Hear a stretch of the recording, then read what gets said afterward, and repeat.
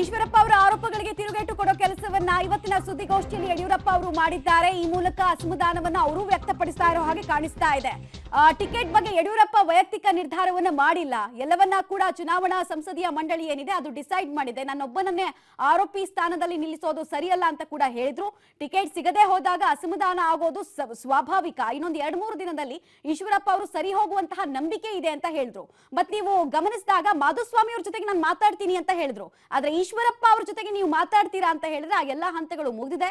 2-3 ದಿನದಲ್ಲಿ ಅವರೇ ಎಲ್ಲವನ್ನ ಸರಿ ಮಾಡ್ಕೊಂಡು ಬರ್ತಾರೆ ಅನ್ನೋ ವಿಶ್ವಾಸವನ್ನ ವ್ಯಕ್ತಪಡಿಸ್ತಾ ಇದ್ದಾರೆ. ಹಾಗೆ ಈ ಬಂಡಾಯ ಜಸ್ಟ್ ಟೆಂಪರರಿ ಅನ್ನುವಂತಹ ವಿಚಾರವನ್ನ ಕೂಡ ತಿಳಿಸ್ತಾ ಇದ್ರು BS ಯಡಿಯೂರಪ್ಪ ಅವರು. ಸಾಧ್ಯ ಆಗುತ್ತೆ. ದೇವೇಗೌಡರು ಸಹ ಪ್ರಧಾನಿಯವರ ಜೊತೆಗೆ ಸಂಪರ್ಕದಲ್ಲಿದ್ದಾರೆ, ಅಮಿತ್ ಶಾ ಜೊತೆಗೆ ಸಂಪರ್ಕದಲ್ಲಿದ್ದಾರೆ. ಇದೆಲ್ಲದರ ಪರಿಣಾಮ ನಮ್ಮ ನಿರೀಕ್ಷೆ ಮೀರಿ ಒಳ್ಳೆಯ ಫಲಿತಾಂಶ ಬರುತ್ತೆ ಅನ್ನೋ ವಿಶ್ವಾಸ ನನಗಿದೆ. 2-3 ದಿವಸದಲ್ಲಿ 22ರ ಪಟ್ಟಿ ಬಿಡುಗಡೆ ಆದಮೇಲೆ ನಾವೆಲ್ಲ ರಾಜ್ಯದಲ್ಲಿ ಪ್ರವಾಸ ಮಾಡೋಕ್ಕೆ ಹೊರಡ್ತೇವೆ.